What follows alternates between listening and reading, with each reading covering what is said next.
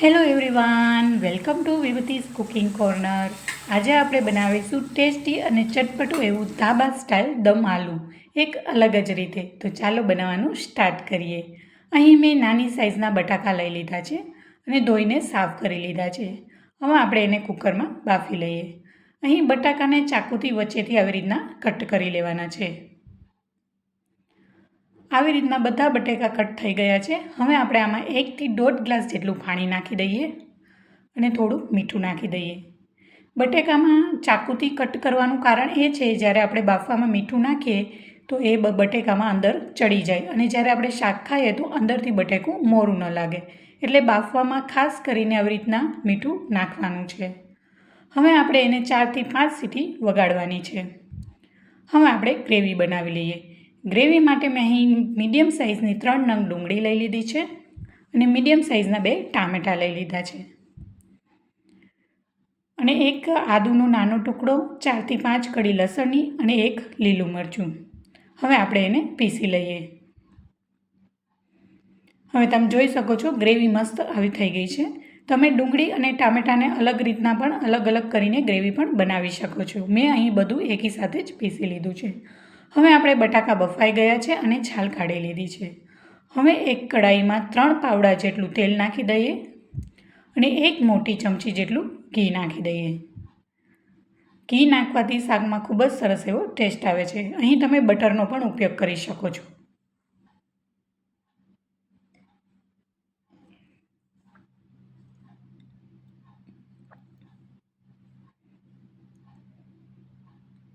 અહીં તેલ ગરમ થઈ ગયા બાદ પછી આપણે એમાં બટેકા એડ કરવાના છે.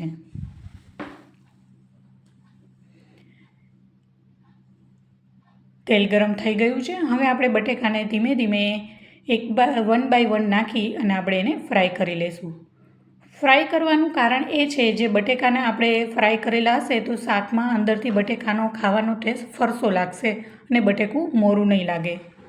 અને તમારે ફ્રાય ન કરવા હોય તો આવી રીતના ડાયરેક્ટ જ તમે વઘારમાં બટાકાને નાખી શકો છો. અહીં મેં ફ્રાય કરીને લીધા છે અને આપણે બહુ એકદમ ડાર્ક બ્રાઉન કલર જેવું નથી કરવાનું. લાઇટ કલર થોડોક ચેન્જ થઈ જાય બટાકાનો. તમે જોઈ શકો છો ઉપરનું પડ છે એ એકદમ લાઇટ બ્રાઉન જેવું થઈ ગયું છે. હવે આપણે એને કાઢી લઈએ. હવે એ જ કઢાઈમાં મેં થોડુંક જીરું નાખ્યું છે.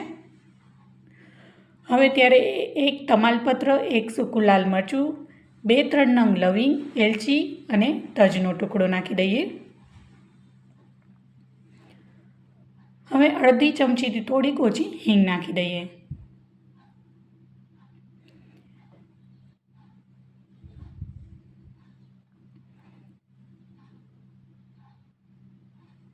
હવે આપણે જીરું તતડી ગયું છે અને વઘાર મસ્ત થઈ ગયો છે. હવે આપણે એમાં ગ્રેવીને એડ કરી દઈએ.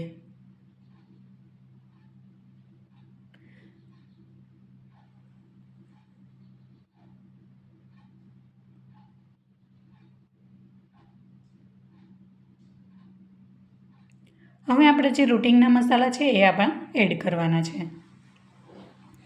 અડધી ચમચી જેટલું હળદર પાવડર લઈ લઈએ. ત્યારબાદ 1.5 ચમચી જેટલું લાલ મરચું પાવડર લઈ લઈએ. અહીં મેં કાશ્મીરી લાલ મરચું પાવડર લીધું છે. તેનાથી કલર ખૂબ જ સરસ એવો ગ્રેવીમાં આવશે. તમે તમારા તીખાશ પ્રમાણે કોઈ પણ મરચું લઈ શકો છો. અહીં 1 મોટી ચમચી ધાણા જીરું પાવડર અને ટેસ્ટ પ્રમાણે મીઠું લઈ લઈએ. બાફવામાં આપણે મીઠું નાખ્યું છે એટલે આપણે ગ્રેવી જેટલું જ આપણે મીઠું એડ કરવાનું છે અને સરખી રીતના મિક્સ કરી લઈએ. હવે આપણે ગ્રેવીને સરખી રીતના કૂક થવા દેવાની છે.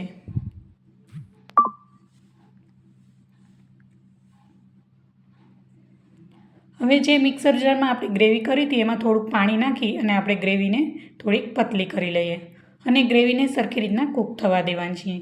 જો ગ્રેવી કાચી રહી જશે તો આપણે શાકમાં સારો એવો ટેસ્ટ નહીં આવે. એટલે એકદમ ઉપરથી તેલ છૂટું થઈ જાય ત્યાં સુધી ગ્રેવીને થવા દેવાની છે. તમે જોઈ શકો છો ગ્રેવી થોડીક ઘટ્ટ થઈ ગઈ છે અને ઉપરથી બધું તેલ છૂટું થઈ ગયું છે. એટલે ગ્રેવી આપણી સારી રીતે કૂક થઈ ગઈ છે. હવે આપણે જે ફ્રાય કરેલા બટેકા છે એમાં એને એડ કરી દઈએ.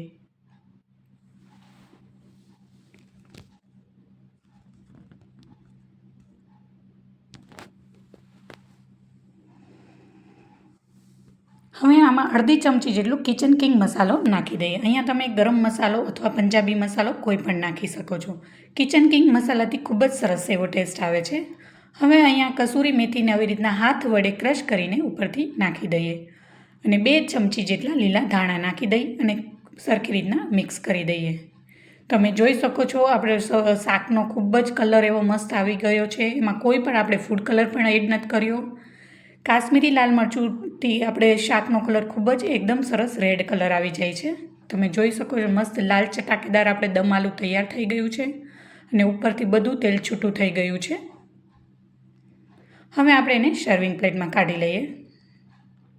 તમે ચોક્કસથી ઘરે આ ટ્રાય કરજો. આ શાક ઘરમાં નાના મોટા બધાને ભાવશે અને ખૂબ જ ટેસ્ટી બને છે આ સબ્જી.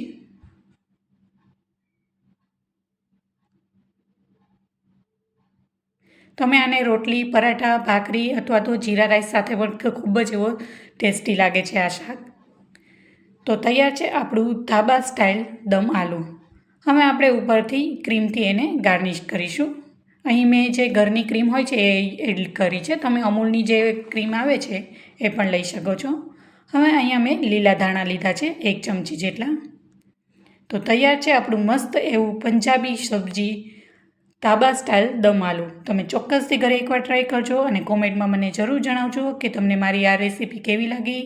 જો વિડીયો ગમ્યો હોય તો લાઇક કરજો, તમારા ફ્રેન્ડ્સ એન્ડ ફેમિલીમાં શેર કરજો અને હજી સુધી મારી ચેનલને સબસ્ક્રાઈબ ના કરી હોય તો સબસ્ક્રાઈબ કરજો અને આવી જ નવી નવી રેસીપી માટે બાજુમાં આવેલું બેલ આઇકન બટનને પ્રેસ કરજો. Thank you for watching.